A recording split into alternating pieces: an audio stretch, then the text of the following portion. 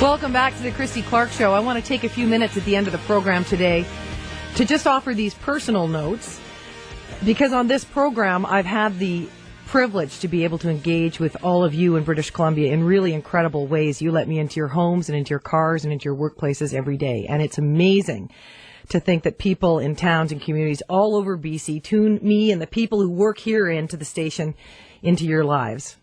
And I don't often thank you for that, so thank you. It's an honor to be here with you every day. And I'm sure at times you've wanted to take your radio and smash it, and even better, get on the phone and let me or one of my guests have it. You're welcome to it. I've loved every minute of it. Our goal hasn't been simply to inform and entertain you, but it's been to open minds and to let you decide, based on the viewpoints that you hear, what's right and what's wrong.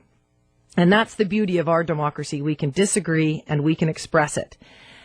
And sometimes much more than just listening happens here. I'm so proud to say that this station functions as a modern speaker's corner where anyone can be heard on almost any subject that moves you.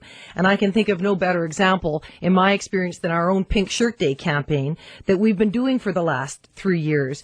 Together, we have been taking a stand against bullying. And we've still got a long way to go, but I believe we have already really begun to make a difference. I believe that there are thousands of futures, little bodies in classrooms all around British Columbia that are a little better because of the work that we have all done together.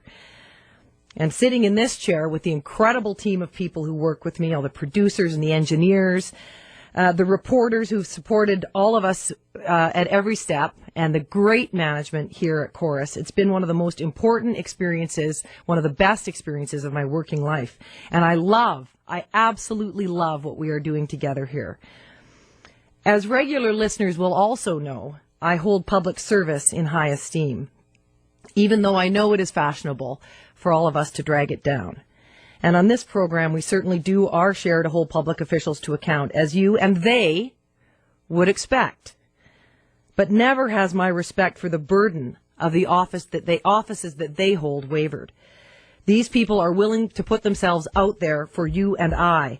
And this respect comes honestly, it comes genetically to me, it comes from my biggest heroes, my mom and dad, who taught me the importance of public service. They did their part to make the community better, and in turn this made our family better. So when it came my time to serve, I chose the way I knew, because my father had done it, which was to run for provincial office.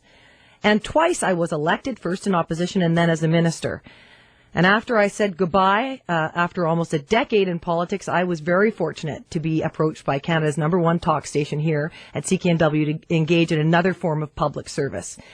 And to me, this is very much a public service. I believe we are covering and connecting the province for the better. And people have warned me over these last 4 years that my opinions on this show will someday be played back to me. And you know what? That's okay. My job here has been to provoke debate and to get people thinking. And if there's one thing that I have learned very profoundly here, it's that it's worth listening, it's worth debating, and it's worth provoking discussion, because that is the fundamental of democracy.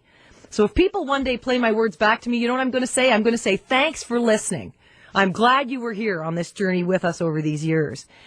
There are some big changes going on out there. The Olympics are in the past. The recession is slowly but not painlessly melting away, particularly for communities outside the Lower Mainland that are really hurting. And oh yes, we have the province's leadership. Fueling the intrigue is a flurry of speculation about who will enter the race to replace Gordon Campbell. And many names have been bandied about.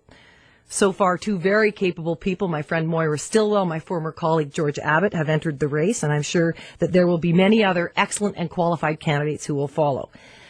And the question that some have asked, and that many of you out there may be wondering, is will I be one of them? And the best answer I can give you right now is that I'm going to think very hard about it. Over the past few weeks, I've heard from people from all corners of the province and all walks of life, and I don't mind saying I've been told not to run by many people who care about me and who worry about the impact that it has on my life. I've also been told not to run by some people who don't like me. Yes, they definitely exist. But I really haven't had time to digest all of this. It's been, quite honestly, very tough to do while I have been focusing on this job, and that's going to change after today's show.